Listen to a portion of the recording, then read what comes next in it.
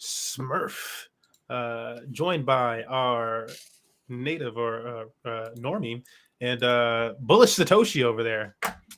Say hi, Still bullish, guys. man. Still bullish. Still bullish. You stay bullish.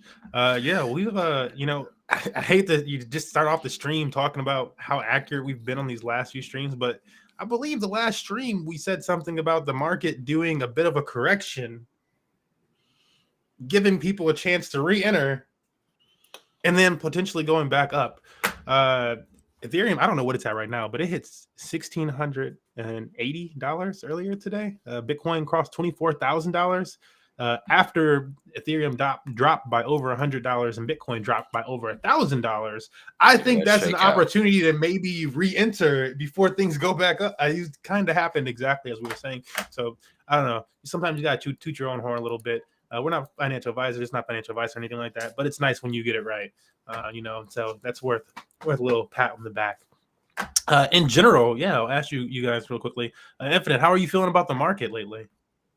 I'm still bearish. I think there is a bit of a rally, like you guys have been saying. Things are still going up. You could still find your bag, but overall, until I see a correction that makes sense to me, I'm gonna stay bearish. And just to poke the pony, what would a big enough correction for you to be like, okay, now it's a bull market? What would that look like?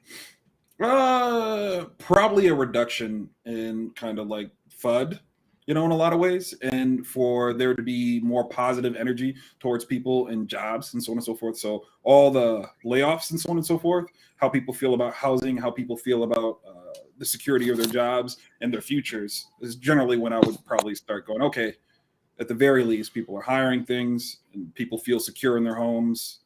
I think I could feel good. And that's kind of like the correction I'm looking for. Interesting. I feel like a little inverse with that because I feel like usually by the time the FUD stops, the market's pretty much popped. And like all the opportunity is pretty much sucked out of the market by the time people are like, it's kind of like when they were like, I don't know, by the time everybody started worrying about inflation, it was too late. It was way too late. By the time everybody was like, let's jump into crypto or let's try this whole NFT thing, it was way too late.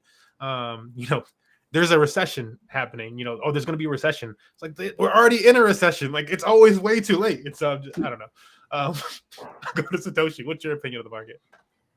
Oh, that's what I feel. I feel like, we have all these people telling us that there's going to be a recession. And we were basically saying that there was going to be a recession. So we were all saying there was going to be a recession in 2022. And everyone was telling us, oh, this isn't a recession. This isn't a recession. But technically, the definition of a recession was what happened in 2022. Yeah, what was already happening officially since summer of 2022. Yes. Our GDP was lower. Our our income was lower than what we were making essentially, or we were spending more than we were generating.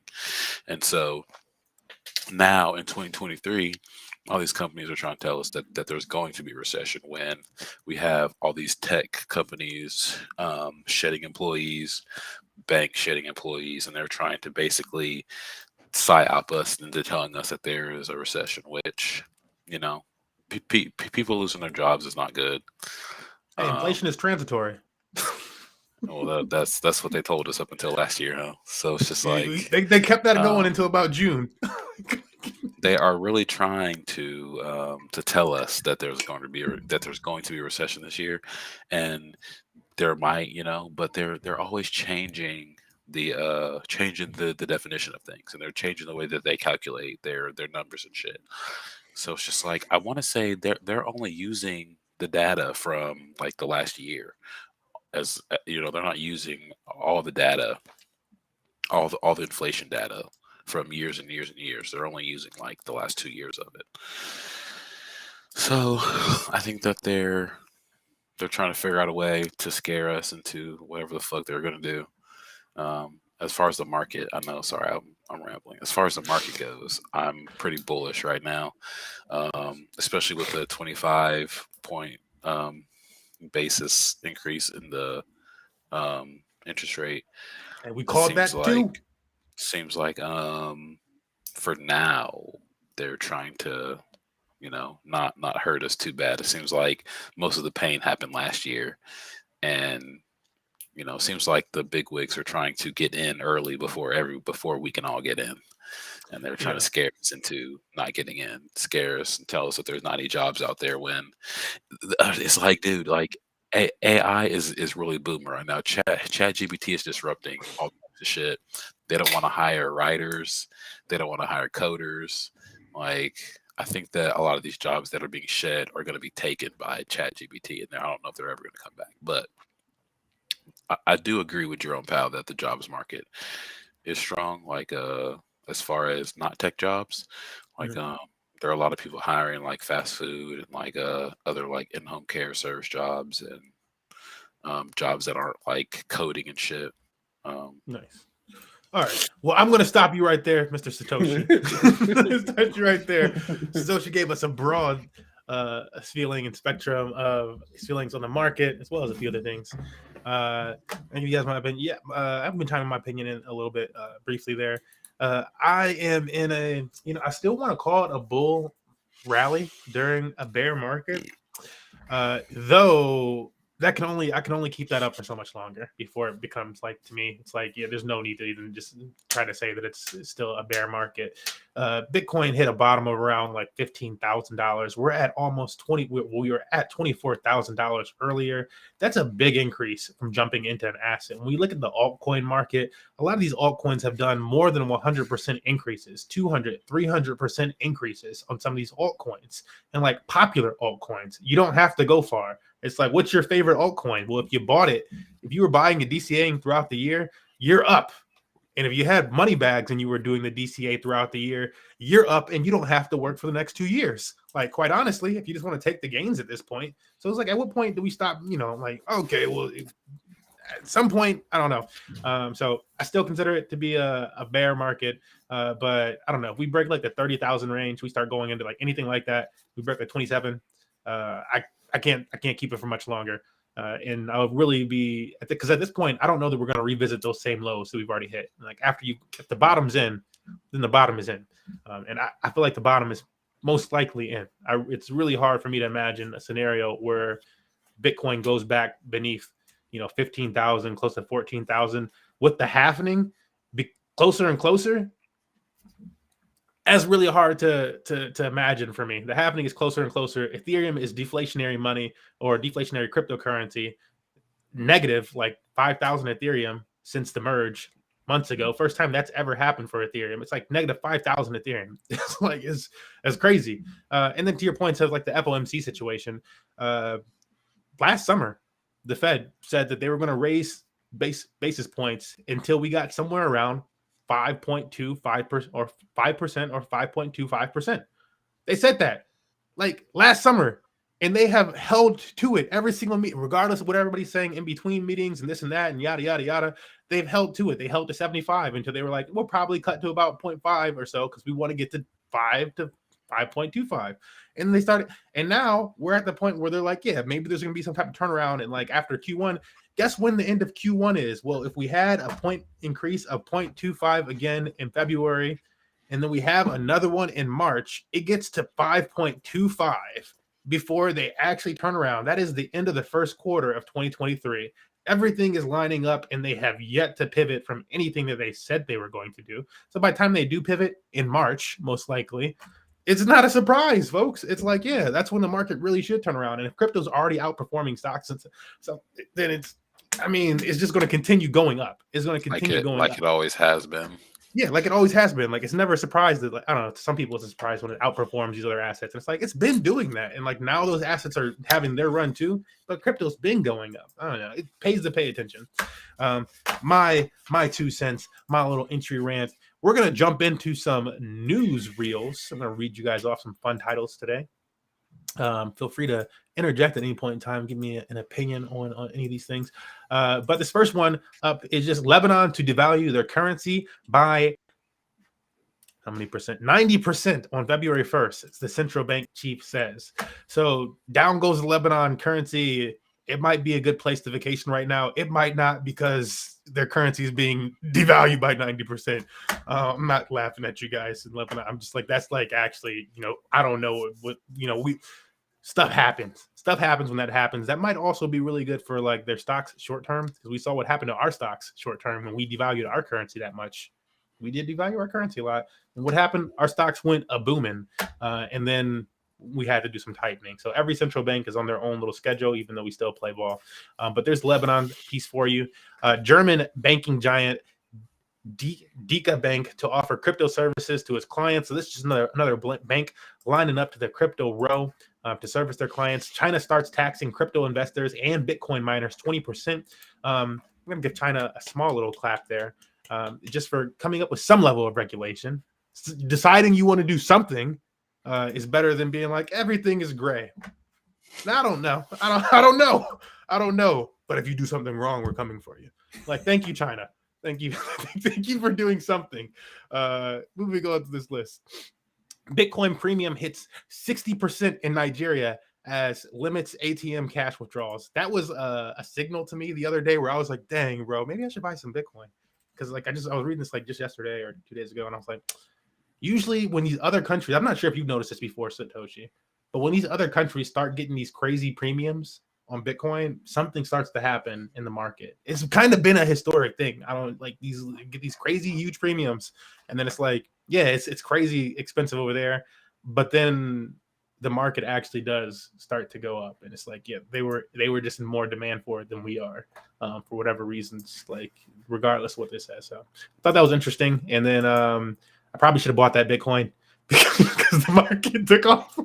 I was like, sometimes you got to let things play out a few times and see if your thesis is correct. 60% of investors believe Ethereum, ETH, has a better growth potential than BTC, CoinShares survey reveals. I want to stop at this one and pick some opinions here. No, Satoshi, you don't get to go first. We always pick on the resident normie. Resident normie, infinite. I never get to go first. I'm always last. Yeah, I remember all the fervor that you had about cryptocurrencies in the beginning, and I was like, okay, and I started like listening to videos and so on and so forth, and like Bitcoin wasn't doing it for me. It wasn't doing it for me. And then like I had somebody actually explain Ethereum, and I was like, hey, like, what is this? What are those? like I actually kind of got hype, and I was like, okay, I actually see all the potential, all the things that everybody are talking about, kind of like what it could build, like what you could go into, like why it was like significant and what you could develop it into, and like all the different crazy ways that it can do. And then like people expand on it in a lot of different ways. You're like, I didn't know it could be used that way. And it felt like the first time there was any like fertile ground where I was like, oh God, like I could see all this stuff. And so, like to me, that's not surprising. But then, I did listen to somebody that did explain Bitcoin to some degree, and I was kind of like, oh, well, I see the value. It's just, this is the one to me is like, oh, well, there's go for it. Yeah. You can go. I feel like Bitcoin is an easier money play, mathematical play than Ethereum. If like we're just talking straight up like mathematics equal to like Bitcoin is going to equal to like Ethereum, that could equal to, but we got to get into calculus and all this other crazy sometimes. But as I'm around it, it's just like, but we're going to play with this. They just had a merge to the proof of that's not happening with Bitcoin. It's like set. So just for those type of reasons. But I want to get Satoshi's opinion on this. Satoshi, okay, what's your prospect? What are you feeling? 60% of investors believe it has better growth potential than Bitcoin. What's your opinion? I think that right now the bigger opportunity for probably like retail investors is going to be Ethereum. I feel like Bitcoin has outperformed during its lifetime, but I feel like I can kind of agree, and I can see why investors think that Ethereum is going to outperform Bitcoin for in the future. I think that it's quicker to build on Ethereum than it is on Bitcoin, and it's Bitcoin's like that for a reason. So I mean, if you're trying to make money, then you're probably going to try to make it on Ethereum. But if you're going to try to save that money, you might try to move some of that onto Bitcoin because, you know, it's a little more resistant than Ethereum. So it makes sense to me. Cool.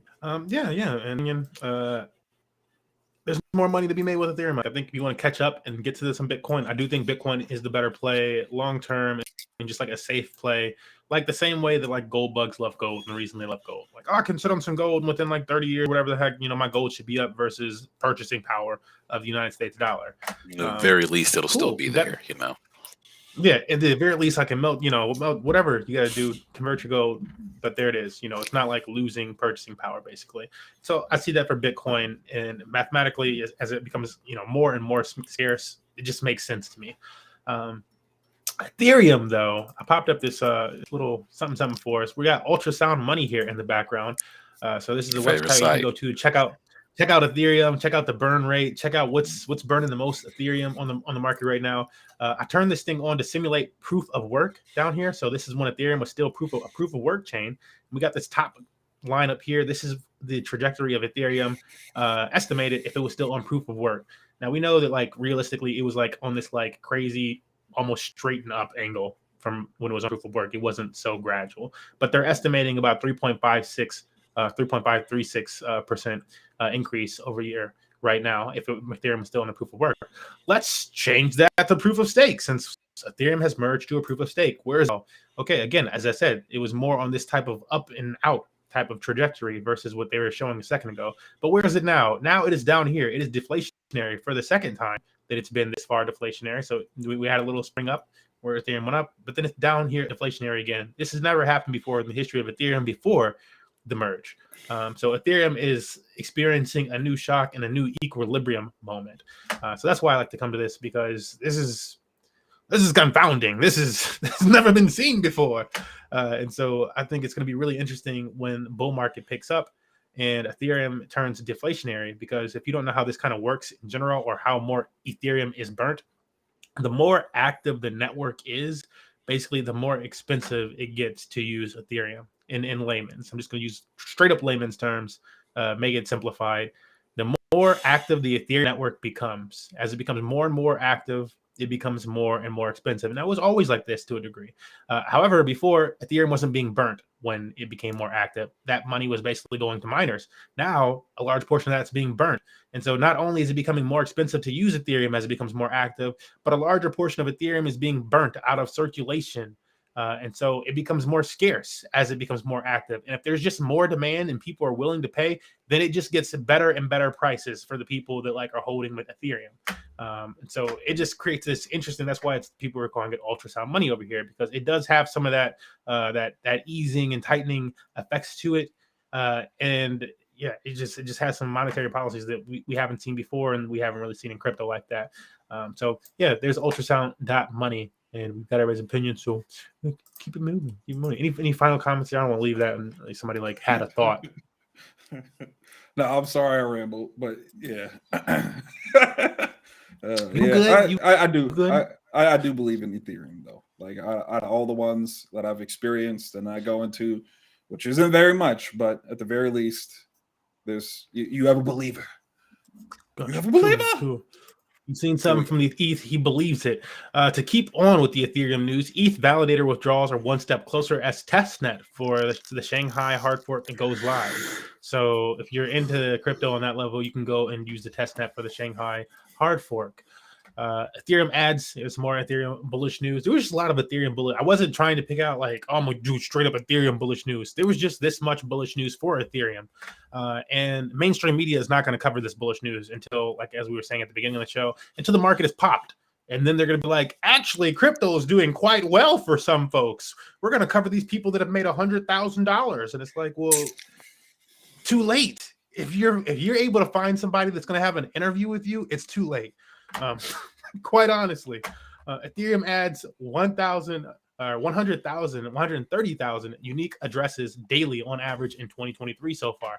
That's a lot of addresses compared to when I first got my MetaMask address. There was like there was less than that. There was like 10,000 downloads or so. It was something insane. It was crazy. And I remember when I was getting Infinite in, there was only like a few 100,000 like MetaMask addresses downloads or whatever. It wasn't a lot. And so like for there to be 130,000 new addresses that's a big increase. That's a lot. Yeah, that's like every 2 days they're catching up to like when the Infinite got his MetaMask. Like that's wild, bro.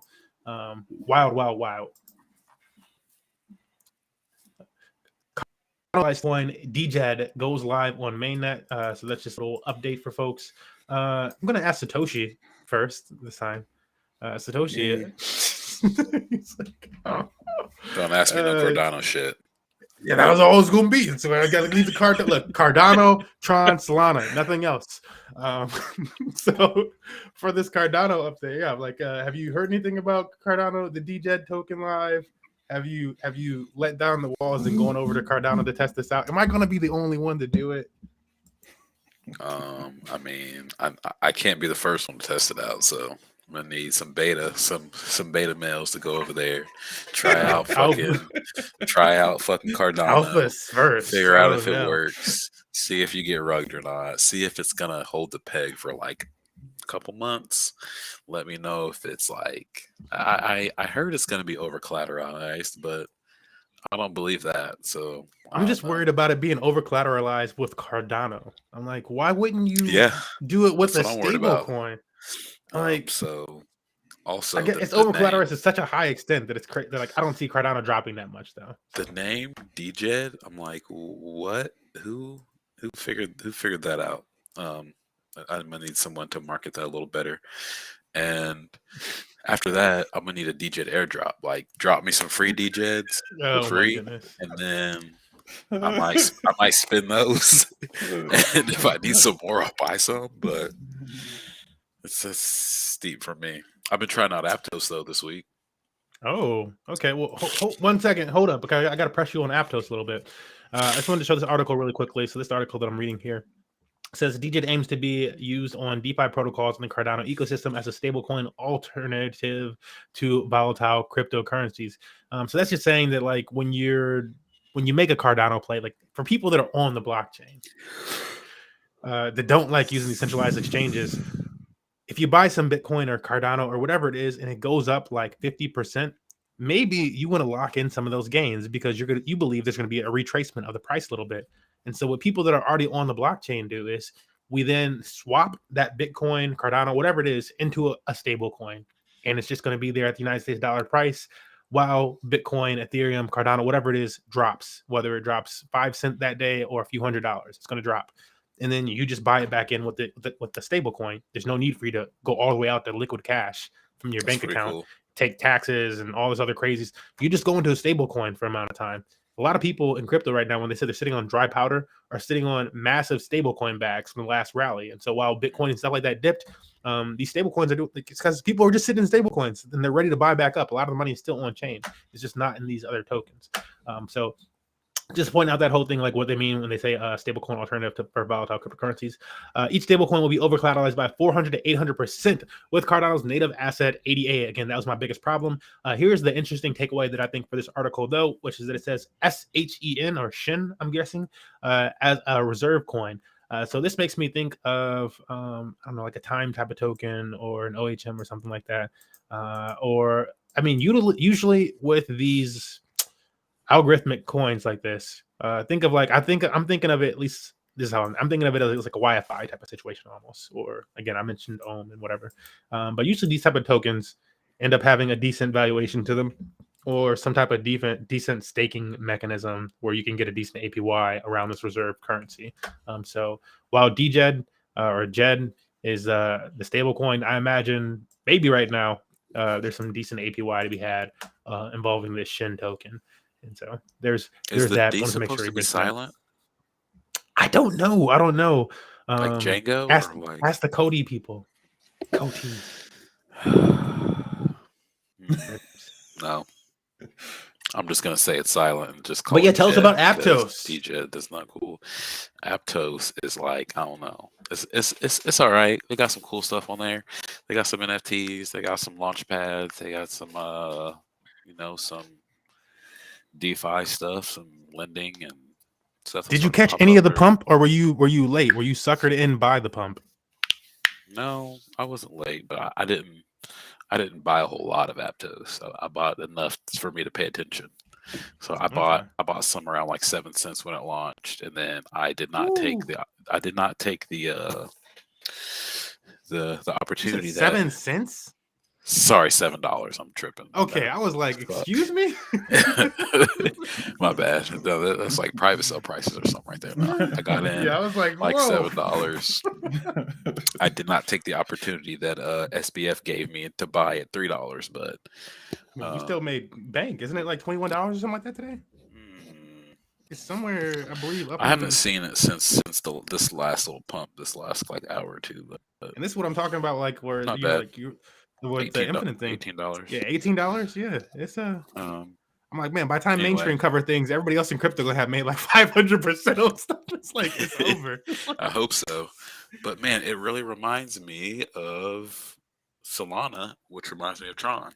Bro, it's up 377% in 30 days.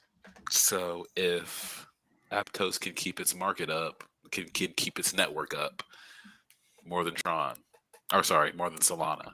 Wow, what do I have to throw at you?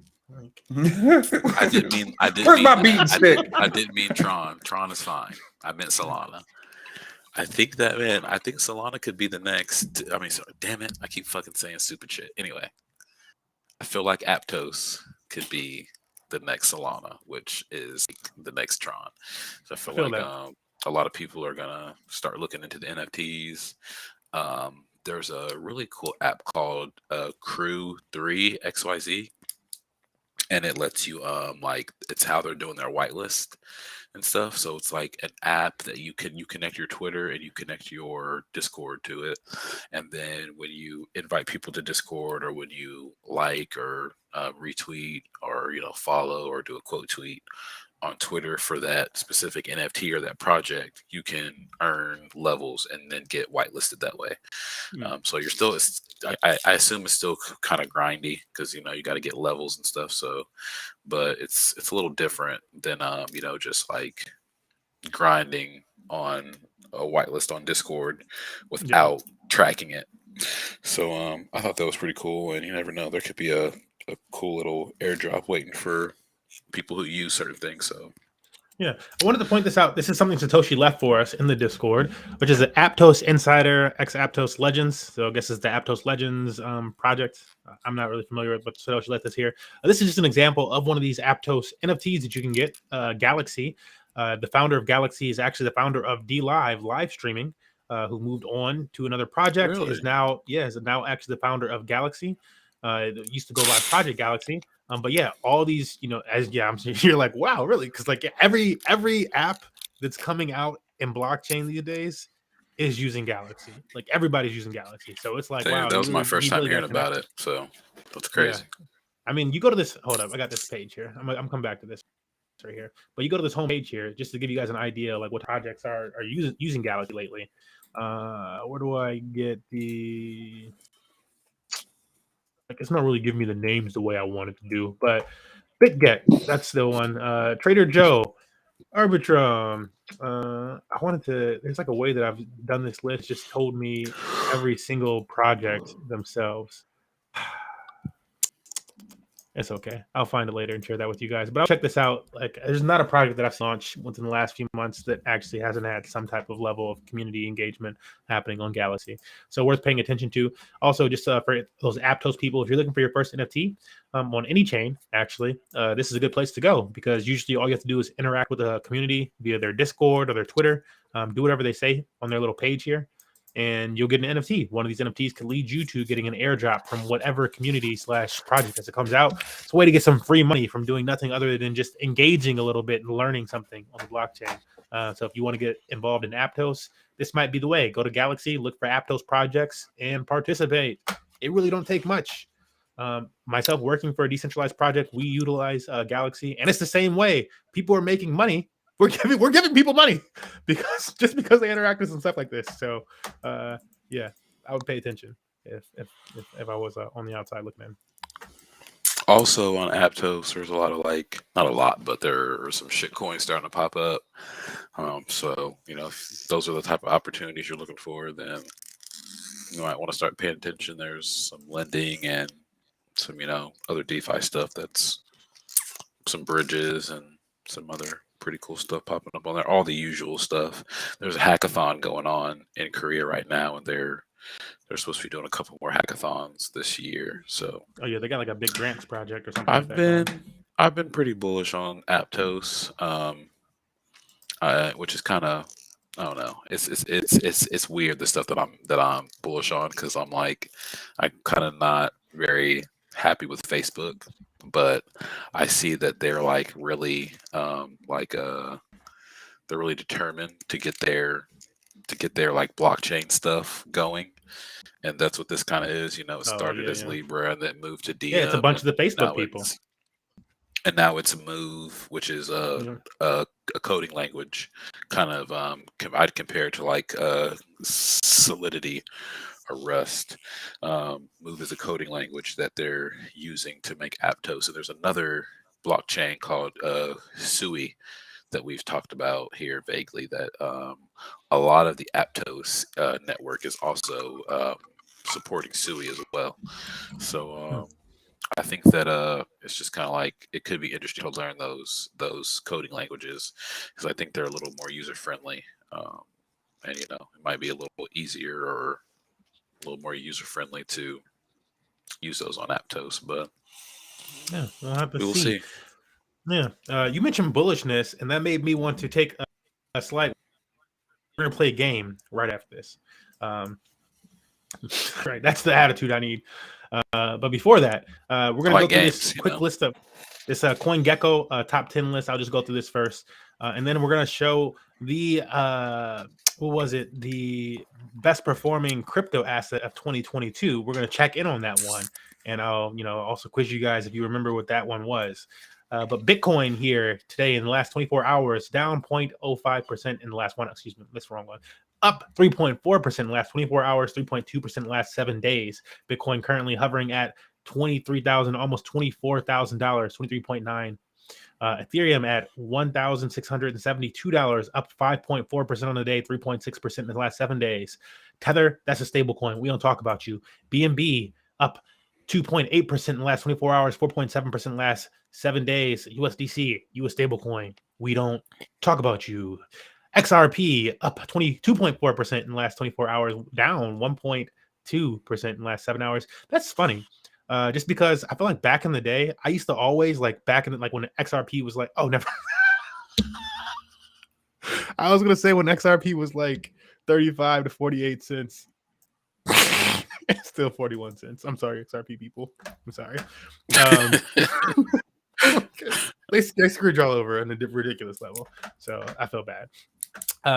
But I was going to say that XRP used to always be like inverse of what like the market was doing. It was like it had like an inverse correlation. Like Hex kind of does that too. Usually, Hex has like an inverse correlation to like what Bitcoin and Ethereum is doing. Sometimes they do the exact opposite, and like it'll still move up with the market.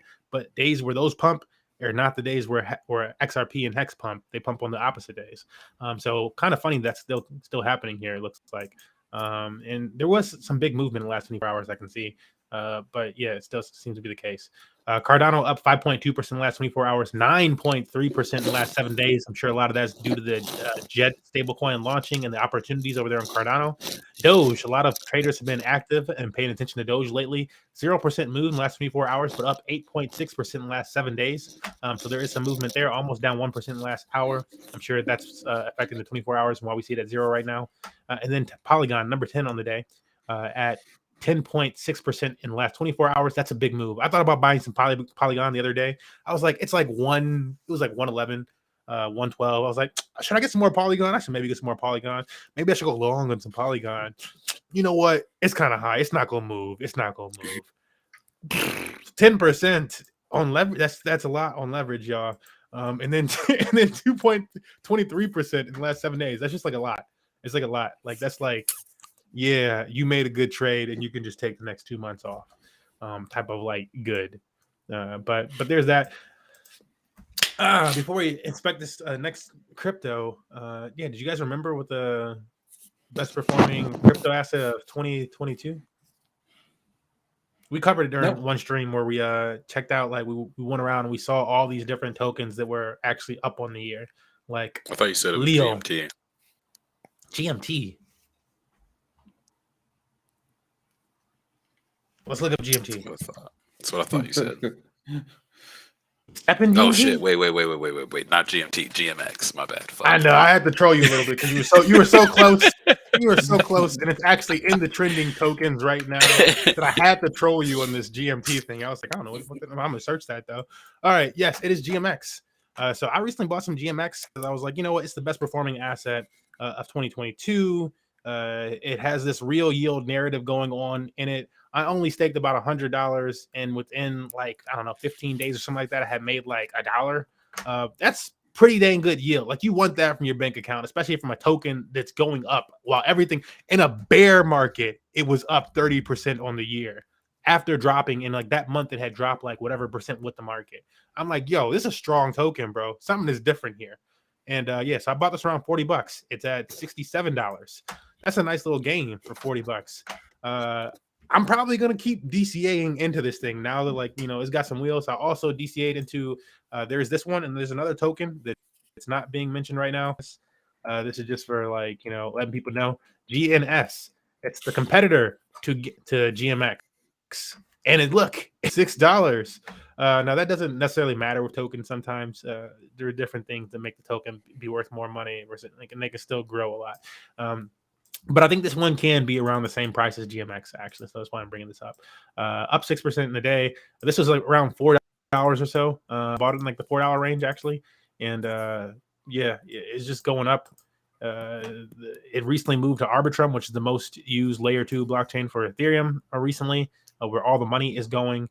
And they've just been having a field day on fees and like their earnings. So it's just the project's been making a lot of money, I guess. So GNS is one to pay attention to, and I think this is going to be like this. These are like this is why I'm bringing these up. I see GNS and GMX as like projects that become like the new decentralized Binance level exchanges. Like, I'm saying that. I'm putting it on record. Again, we don't do financial advice or anything like that around here, but I'm putting this on like the potential of a Binance level of it does the same thing that like Binance gives you, like where you get like certain benefits with the platform and this and that. You share in the yields, but it's all done decentralized and going right into it. There's no funny business. There's no waiting for quarterly burns and stuff like that. It's just happening. So I'm like, these tokens have insane potential, and they did these numbers in a bear market. Bam, when retail is learning to get into DeFi and they discover this wasn't an option for them last time, but when they're like, oh, where can I go trade? And people are like, you just go, like the same way people were pumping OKX and KuCoin and Bybit and stuff like that all last time, they're going to be pumping Gains in GMX. And guess what? Gains has a referral link. Bam! They're going to be promoting this thing. It's Hit me with that. Hit me with that referral link. I'm like, it's crazy. Like, these have massive potential, and they're max supply tokens. There's only so much more you can say. All right, so I think these ones I think those two are going to be popping. So that's it for my little Gains GMX rant. It's still going off on those tokens. Was that the game that we were playing? Was that the game? The game was not played yet. That was a little guessing, something like that. But that stimulated the mind. That stimulated the mind, Craig? They got me ready. Let's go. Stimulate the mind, Craig. All right, here we go. So the game is with this article, which is top 54. Who made this number? 54. Like the number top 54 makes it look more like an AI or like, you know, whatever type of. It matches the imagery more. So I feel like they looked at the image and they were like, "What makes us look techie? Like, what about if we say top 54 instead of top 50?" Well, that is like, okay. Top 54 crypto personas of 2022, according to cryptonews.net. Now, it says according to cryptonews.net, but I imagine if the mainstream media did the list, it would look very similar. And that is, to give you guys a little bit of my bias here. That's just to say that when they make these lists, it's usually not the type of people that I would consider the most influential in cryptocurrency. I would say I don't know because I have to go through this, but I'd imagine maybe they don't have BitBoy on this list. Probably they don't have Altcoin Daily on this list. They might not have like a Crypto Wendy on, and those names are big enough now that they actually do make this list. But usually these type of names don't make this list. They might not have like Satoshi Stacker on this list. They might anybody, you know, like there's no LEO trades going to be on this list. There's no wob.eth going to be on this list. There's no Lewis Cooper, and just naming like names for like people that are like in crypto and crypto Twitter and stuff like that. You're like, these are like actual. There's no the Daily Gui, I forget his name, Sassel. Sassel's not going to be on this list. Sassel is like the most influential person in the Ethereum community. He's not going to be on this list, guarantee you. Just to give you a preface, but we're going to go through this list for today's game, and we're going to play a little game of do you know this person, yes or no. We're just going to see who knows the person that they're actually mentioning. Now, a lot of these people you will know, like the number one evil genius at the top, Sam Bankman-Fried. The coolest growth, Paolo Ardonio. I actually don't know you. I actually don't know you. CEO of Bitfinex and Tether Gains. Oh, I guess Tether person. Like, I actually don't know you. I do know the Winklevi. Winklevi. They just said Winklevi right there. But we're gonna go through this list and we're gonna play. You guys down for this game? Will you play with me? Let's do it. Let's do it. All right, I'm gonna try to increase this size of this image. Wow. Yeah, they don't want me to go through this list. They're like, stay away from our list, Smurf. Here we go. All right, number one on the list, Sam Bankman-Fried. And as I list these, we're gonna need an audible like yes or no. Excuse me. Woof. Okay. Yes. Yep. All right. Yes. Chang Peng Zhao. I'm not gonna say his nickname. Yep. No. It's CZ. Okay, I'll say it afterwards. Yeah, CZ. Yeah. And I'm on both. Do you know who CZ is? Elon, you know who CZ is? Infinite. Yeah. No, I said no. No. So CZ is the owner of Binance. He's the CEO of Binance. Okay. Yeah. I know what he looks like, and I saw him on the top one. But yeah. All right. Elon Musk. Yes. And again, these are supposed to be like the most influential people in crypto over the last year. Do Kwon. Oh, excuse me, I skipped one. We'll do Do Kwon first. Do Kwon. Yeah. I'm a yes. Infinite to no. Do Kwon is the CEO of was it Terra Luna? Yeah, Terra, which was a downfall and led to the rest of the crypto market falling. There was a fun tweet that I actually left somewhere in our crypto channel, which alluded to, what did they say? They said that it was when 3 Arrows Capital went down. So 3 Arrows Capital went down, and it was like after like some account like withdrew like all this money and then started like shorting the stock or whatever, or shorting the assets or whatever over there. And after the rabbit hole and the information that came out around FTX and stuff like that, they now know that these wallets that caused the 3 Arrows Capital depegging event, which led to their demise, were owned by evil boy genius Sam Bankman-Fried. Wow. Who knew? He led to the fall. I'm like, dude, you're trying to take out these other exchanges. But it just like people were talking about it and they were like, yeah, I think, he was trying to like, overpower these other players and stuff like that. But he did not know whoever was behind the scenes telling him to do this stuff and whatever. And that they're going to make sure that he had his downfall too. Because I'm like, yeah, you got all that stuff coming to you. You were the last like egg. It's like you and Binance and then you fall. That's it was really sus. So I do think there are bigger actors at play there. Anyways, Vitalik Buterin. Yes. I'm a yes. Satoshi's a yes. The founder of Ethereum, Michael Saylor. Yes. I'm a yes. Satoshi? Yeah. He's a yes. Satoshi Nakamoto. Yes. Yep. All right, same. Charles Hoskinson. No. Yeah, I know that is. I'm a yes. Charles Hoskinson. We were talking about Cardano. Charles Hoskinson is the founder of Cardano, or not, I don't think he's the founder of Cardano. He's like the talking head of Cardano, though. He's the Justin son of Cardano. Yeah, he was a lead developer for Ethereum in the early days and switched over to Cardano. So Gary Gensler. I'm a yes. I've heard the name, but it doesn't come to mind at the moment, so I'm gonna say no. Satoshi. He's the chairman of the SEC. Yes, sir. Yeah. SEC Yeah, that's why. He's Mr. Burns. He is Mr. Burns, literally. If Mr. Burns was real life, that would be him. Brian Armstrong. Anybody know this guy? Yeah. No. Yeah, I know Brian. Yeah, Brian Armstrong, CEO of Coinbase. Jerome Powell. Yes. Yes, sir. I Federal am chair. confused on to why Gary Gensler and Jerome Powell are on this list, but that's what I mean. It's just influential people in crypto, so they don't have to be lovers of crypto. He's not that influential. Nayib Bukele. Nayib Bukele. Yeah, No. I know who that is. Yes. He is the president of what is I'm like El thinking of their Salvador. flag color. Yeah, El Salvador. Excuse me. Jack Dorsey. Yes. Yes. We'll go down a little farther and Yes. we'll stop here. Yes. Jack Dorsey also has a new app that everyone needs to look at. Oh, what's that app? I think it's called, I don't know how to pronounce it. I'm gonna say it's called Dumas. It's DAMUS. You got your joke in. Dumas. Okay. All right. We'll check it out. I mess with Jack. I like Jack.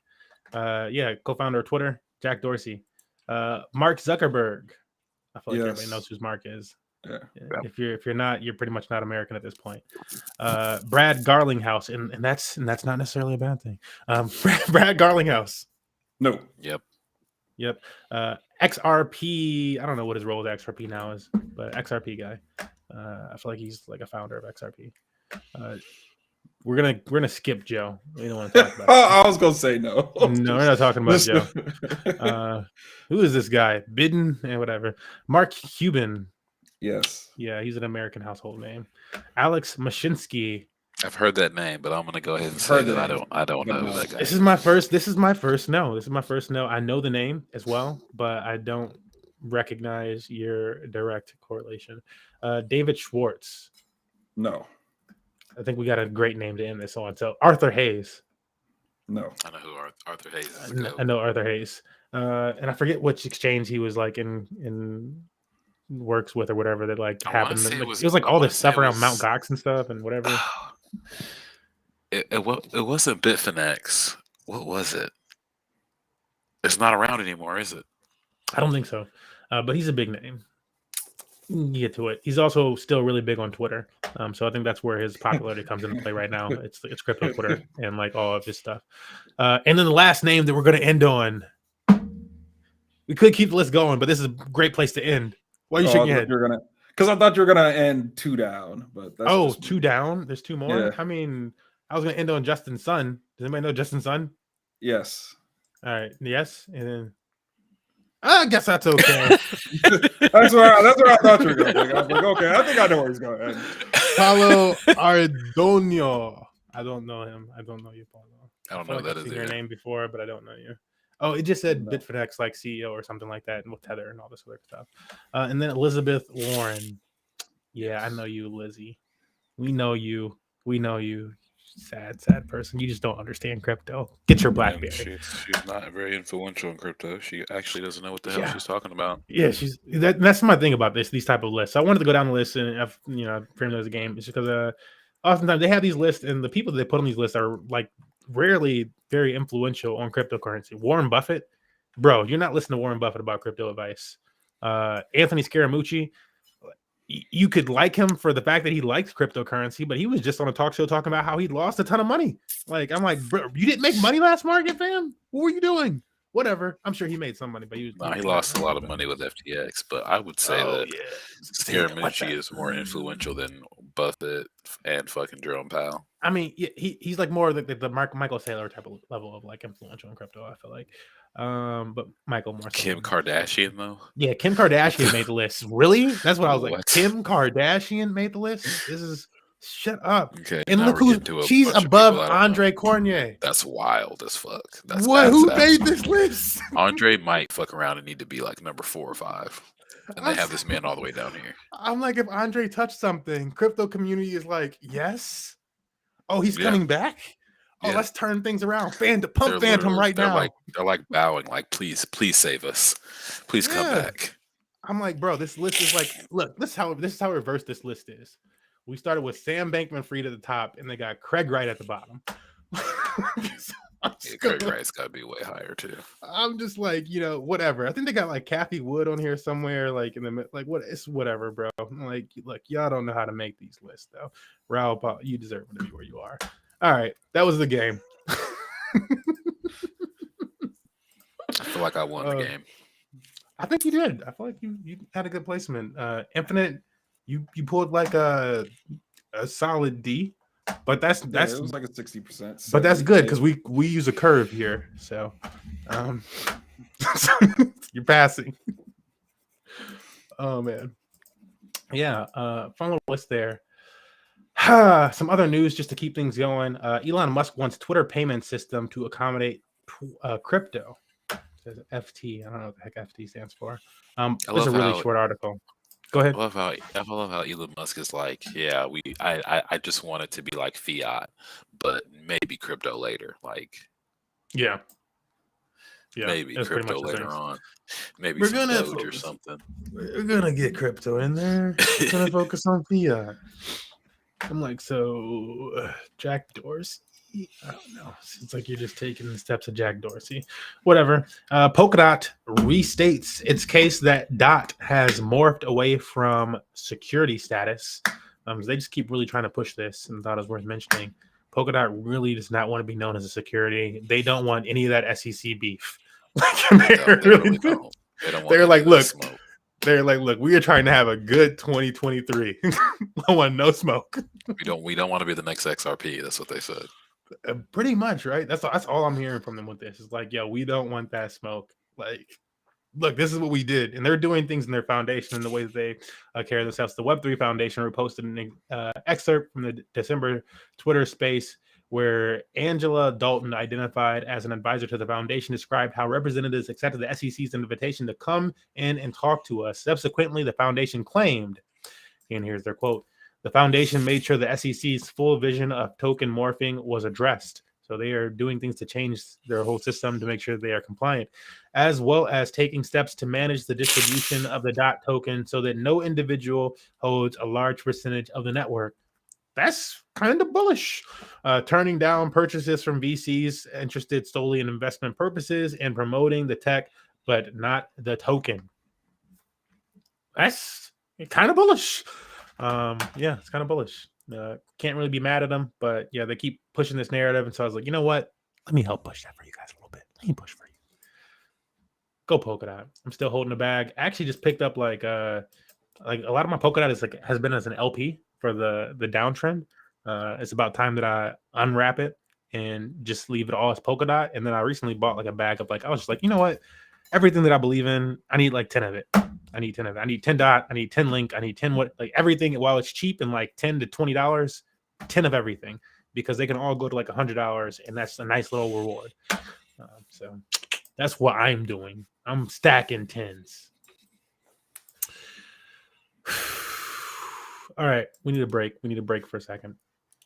Not like an actual physical break. But I was going to go on to the CFTC thing, which I'm going to go through in a second. I was going to have the video for you guys, but her speaking was a little too boring, and I wasn't going to that. So we're going to have a more exciting video before that, which is a video that we've prepared of Marjorie Taylor Greene. It goes in tandem with today's cover photo. If you haven't seen it, check out our YouTube video for today's stream. And the cover photo has Marjorie Taylor Greene on the face of it with Jim Cramer, who's saying, you know, listen to me. And if anybody was going to listen to Jim Cramer, this is why I paired them up. If anybody was going to listen to Jim Cramer, it would be Marjorie Taylor Greene. Like that's your audience, Jim. That is Marjorie. She will listen to you. But let's see what Marjorie has to say in this video. And to preface this, also, I should say that I'm partially interested in this so much just because I was listening to somebody, I think it was Crypto Banter, like last week or so. And they were talking about how a lot of these congressmen and stuff like that, and women, were out there making these laws and passing these things, and they had no true understanding of the amount of money that they were talking about in these packages and in these deals and things that they were doing at, point case, Ben Carson's couch. But like these people don't know the amount of money that they're actually dealing with. They're like, oh, $1 trillion package, sure, pass it. Oh, we can't get the students out of debt, but we can do this. And like, they just, all these things happen, like, right. And so this was an example that I felt of a congresswoman who has no idea about the amount of money that she's talking about. Here we go. So can you tell me how much COVID cash went to CRT? CRT? Critical race theory in education. It's a racist curriculum used to teach children that somehow their white skin is not equal to black skin and other things in education. Yeah. No, I do not know that, but I do know that there's provisions that the federal funds generally are not used are supposed to be used for curriculum. Oh. That's a state. Oh, and Mr. local. Dodaro, I have to tell you, in Illinois, that they received $5.1 billion at an elementary school there that used it for equity and diversity. So it's being used for these things. Mr. Dodaro, can you? Yo, it's okay. So apparently, there's a school in Illinois. There's an elementary school in Illinois. They got $5.1 billion for what? Not to revamp the school. Equity and Not diversity. on all the education classes, not on paying for everybody's college tuition and their parents' livelihood and the next generation of kids, but for equity training because they're that lost. 5 point. All right. So before we go through what crypto, I'm just going to give you guys a rundown of what crypto Twitter is saying. But before we go to that, what is your take on this? We'll start with Satoshi. I'll say, do you think it's true or false that an elementary school in Illinois has got $5.1 billion for equity training? I'm going to say that's false. All right, Satoshi thinks it's false. Probably. Infinite. Probably. I'm like, $1 billion? 5.1 billion, Infinite. No, that's what I'm saying. You're low like, 4 billion. You're low 4.1 billion. It's the word billion that I'm like, And again, I'm reading this with like these Congress, they're not knowing how much money they're even talking about. This is a special one where it's Marjorie Taylor Greene, but like in general, this is kind of like when they're like, yeah, $3 trillion package, and it's like, what? Well, you can like free the rest of us. it just the billion part is like throwing me off. I was like, wait, like thousands, hundreds of thousands? I was going to say, if she said million, would it like have sounded millions? Millions is still a lot, but that's like a training course for like the whole state. Yeah, where I could exactly. be like, okay, that makes a little bit more sense. This is where it got me. I was like, okay, a new school. If they were to make a brand new school, one of these new looking high schools or something like that, high schools, so small because they don't want the kids going up and down the stairs. One of these new high schools, it might cost around $1 million, maybe $2 million for brand new high school. So I, going around crypto and Twitter and stuff like that, and I share this with my partner Lily, and I'm like, yo, this is crazy. But the number she's saying is crazy. And I'm like, I just like this off the head math, and I was like, yo, that would be like, you can make multiple schools. I'm like, you can make a school district. I'm like, I could build a whole new school district and then pay kids to go there and like pay their families for sending them. And like, we still wouldn't be out of money. I'm like, a full school district. And then I was like, and the surrounding school districts, we can have competitors and we create the entire eco. And I'm like, I'm probably only at like $1 billion, maybe by then, you could be build Olympic sized pools in these schools. Dude, you can do whatever. Okay. Yeah, exactly. You can do whatever. Somebody else on Twitter like wrapped it up. They were like, "Yo, this is so much money. It's enough money to fund over 250 schools for this long." Yeah. I'm like, bro, like, yeah, it's insane. You're talking about statewide, like for generation, like type of like funding. It's you like could definitely rebuild every school in that state. Like every school. It's nuts. You want to hear some irony? Please. Yeah, a little bit of irony. I'm going to read a title from an article. It's U.S. watchdog eyes $5.4 billion in potentially fraudulent COVID-19 loans. So the amount of money that elementary school got, the U.S. government also sent about around the same amount of money to people who scammed them for PPE loans. And then also a little bit of irony. I want to say that Marjorie Taylor Greene also received some PPE loan money. I don't think it was fraudulent, but she was possibly forgiven. Like the loan was probably forgiven for that money that she got. It was forgiven. So it was forgiven. Very interesting. Some interesting insights there. I had to forgive her. She doesn't understand we love numbers. the kids here at Trustless Degens. We love the kids. If they got $5.1 billion, them elementary kids deserve that shit. They deserved it. 5.1 for one school. Yeah, that's what I was thinking. I was like, she said one school. She said one school. She can't mean that. She said once. She said, "Look, this is her statement. This is how ignorant this woman is. I'm sorry. I gotta call a spade a spade. I'm like, this is so ignorant. You said one school, and what did they get it for? Like, not for everything that the school could possibly need. No, so that they could teach critical race theory. It was like, really, Marjorie? This is what you This is the rabbit holes that you go down at night. This is Like, what keeps her up. Who at are night. you listening to? This is what keeps her up. This is what she bases her opinions off of when she's voting in Congress.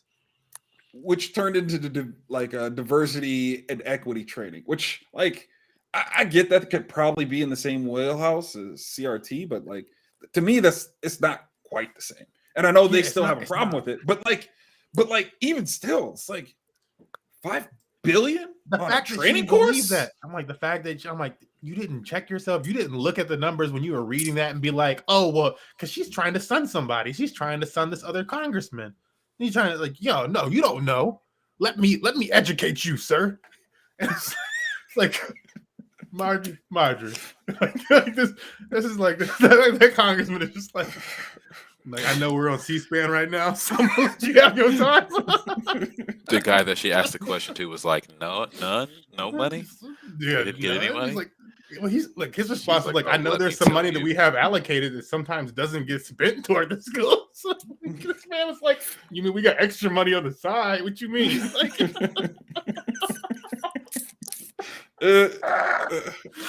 woo! Oh, that was That's special. That's tough, man. Because okay, yeah, let's move on. There's no words. It's just There's at nothing. this There's point, nothing. you really got to be like, I hope we make it. Like, just I like, really yeah. hope we make it, man, because this is Like, getting bro. tough. Look, man, look, she can't remember anything that might be used against her in a trial, and $5.1 billion goes to elementary schools for critical race theory. All right, wrapping rough, things man. up here. Wanted to show off another woman who, again, I was going to have her video. This is much more insightful. Commissioner CFTC needs more dialogue with market participants to modernize regulation. I had to share this because we mentioned this last week. Last week I had a whole bit where I was like, yo, I need more people that are actually participating in the market. Screw these centralized exchanges and whatever. You need people that are actually participating in the market if you're going to get some actual like regulation that makes sense. Stop like, don't come to the rich people on the hill that are just whatever the heck. I got insider knowledge and so I'm going to go to some actual participants that actually use this stuff. And so that's all this woman was saying is that, yo, the CFTC, and it's a shame that the SEC always oversteps like the CFTC. She also mentions here that they would have loved to be able to talk to FTX and all this other stuff, but the SEC was getting in the way. And like Gary Gensler was talking with Sam Bankman-Fried on a regular basis. At what point do we get Gary Gensler out of there? I don't know, man. I don't know. You can't be talking with the man that goes down for this crime. No fingers are being pointed at you. The CFTC has a commissioner over here talking about we wanted to talk to them, but the SEC puts all this red tape in the way and tries to get governance over everything. And so we couldn't. It's a little wild to me. It's a little wild, but they're in the wreck. Honestly, the CFTC has sounded like they're in like the right steps, like for a long time now. It sounded like way more like educated about things and wanting to approach things from a more educated angle than the SEC. But the SEC is just out here suing people to make money. That's honestly what it feels like. It's like you're not actually fixing anything. Like I feel like people will be okay with things. Like I applauded the China doing the 20% taxing because like at least you stepped up and like put down like this is firm footing. This is what we're gonna do. People can strategize around that. You can't strategize around like, well, we don't know. Well, that's because we don't understand how it works. Well, then hire some people with some dang government money and tell them to go out there and use the stuff. What are you talking about? They're fucking grifters. What are you talking about? It's not that hard. You could have done it a long time ago. It's hard to not grift, Smurf, okay? It's hard not to fucking grift, okay? Like, how do you not do that? How do you not just pay somebody? So like, yeah, we got government funds. Our whole life. So government contracts. We pay people up for other stuff. Go out there and use this stuff and like give us some what? They're robbing Peter to play Paul, bro. Like really? At all. They pay people to play around with international money markets. You can't do this, really? Oh, it's crazy. It's crazy. This is what we deal with. Yeah. Wrapping things up on today's show. Wrapping things up. Let me see if we had anything else in our special that wanted to make people. Oh, here was something that I just wanted to share with folks as something a little educational before we wrap up. I'll mention this other title that Satoshi put in here. Just the California DMV puts car titles on Tezos XTZ blockchain. Algorand, and is there an and to that? I don't know. But just into the blockchain for some of that filing. I think it was Algorand and that other one you mentioned. Canto. No. Here, let me. I'm still trying to figure out what's going on with Canto. Definitely some Chinese shit going on. Oh, I think we might be losing Smurf a little bit. Threads. Oh, are we getting rugged? He might be getting rugged. Oh, it's froze. That's why. Bro, Yep. I got rugged earlier on this NFT. It was wild as fuck. Oh, man. Yeah. It's this thing. Algo. He's being crushed. Algo, though. All right. I think I'm done rugging. Okay. You guys are with me. Yeah, you sound Cool. clean. We made it Yeah, back. you sound clean. All right. Yeah, it was just Tezos and Algo to begin with. But yeah, I wanted to share this from a thread or Edge, the DeFi Edge on Twitter. The name is the DeFi Edge. He writes a lot of threads. If you know what a Twitter thread is, it's basically like a spaced out article. So lots of space, lots of blank space in between, and it's a collection of tweets. So if I had a complex topic to explain to you, I might make it a thread. I might make one main tweet and then continue that conversation in the next tweets afterwards, and giving that information. And so this person laid out a nice list here of DeFi tools for 2023. And as I was reading through, I was like, this is a decent little list of tools. And so I'll just mention them here. We're not going to go through the specifics of what each one of these tools does, but I do have it on screen here. If you want to stop, pause, take a screenshot or something like that. And then I'm also going to read them off for you. So these are all useful, and I use a large chunk of these. So Flipside, I actually don't know what this one is. And I'm not going to go through all the ones that I know and don't know. But Flipside, Nansen, Artemis, Masari, Sentiment, Etherscan, aka BSC Scan, ARB Scan, Poly, whatever. DeFi Llama, Glassnode, CoinGecko, Bubble Maps. You've probably seen Bubble Maps if you watch any crypto YouTubers that typically check it on the price. It's the bubbles with a bunch of different cryptocurrencies in them. That's what it is. Dex Screener. This is where this is nowadays where people find the newest projects with liquidity. You want to be a total degen? Don't wait for it to pop into the top 10 on Dex tools. Go to Dex Screener and use their filters and find projects as they come in and enter the liquidity right on the market. Dex Screener. Token Terminal. Dune Analytics, where if you're a big nerd and you like to see charts and whatever the heck, and maybe you like to make them yourself, you're probably going to love Dune Analytics. It's like I'm like, yeah, I imagine a commercial career for myself here. DBank/Zapper. This is a place where you can see your entire portfolio of a wallet. So if you go to DBank, you enter your portfolio or your wallet address or somebody else's wallet address, you can see pretty much all the tokens they hold, and protocols they're using. It's a really nice place to go and check that stuff out. Also, I believe they have a approve and revoke feature, but now you can just get that off of whatever scan. Honestly, Arkham Intelligence is the last one on the list. Yeah.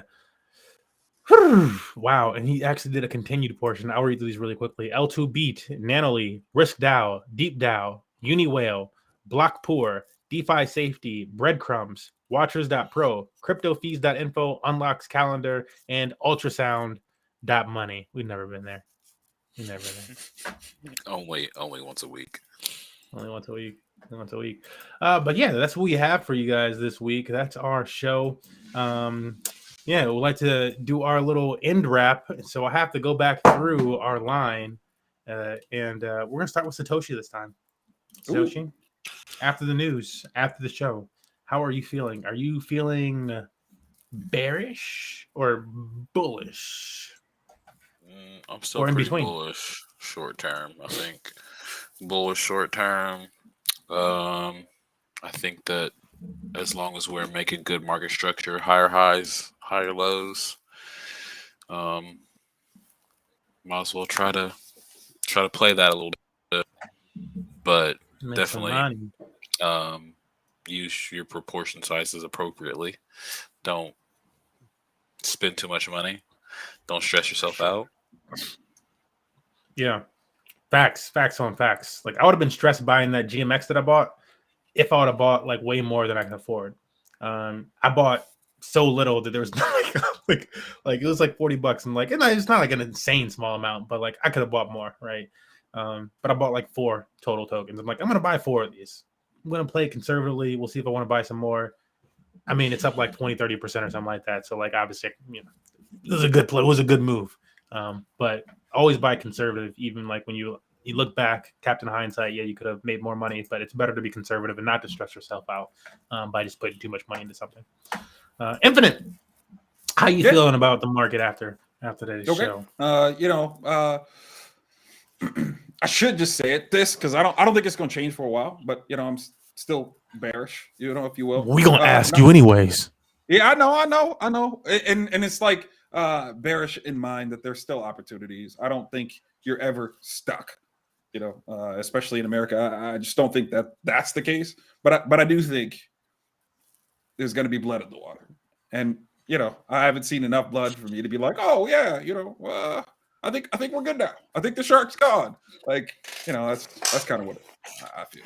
Didn't I feel like a lot of these? I'm not taking away from your thing. That's how he feels, y'all. That's how he feels. That's how I feel. We had a lot of blue chip stocks go down by like 90%. Yeah, like it's been bad. I'm just saying. I'm just from the less bearish perspective. This is leading to mine. How bad do these stocks need to do? Do we need to see these stocks go down 150%, 140? Like he wants to see no more stocks ever again anymore. I'm just saying, and like historically, this is something else that I would look into if I was somebody else like out there, and you're like, oh, I don't know, you should do it. I'll probably do it myself at some point. Historically, how far do these stocks drop when markets reverse? Do they typically drop 90%? Do they typically drop over 100%? How far do stocks typically drop in these bear markets? I think they're pretty exhausted as far as how far they can go down as they continue to make money as businesses and stuff. I don't know. But that's something that I would definitely look into. I get my opinion out. Where am I? Again, I think it's a bear or a bull rally in a bear market, potentially. I could see us doing another dip this year.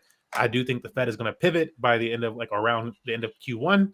And I don't know how big that pivot's going to be or not. I mean, it could still be transitory next year. AKA, they could still be lifting things or increasing the rate by 0.25 or whatever percent they want, because inflation ain't stopped. You just weren't paying attention to it.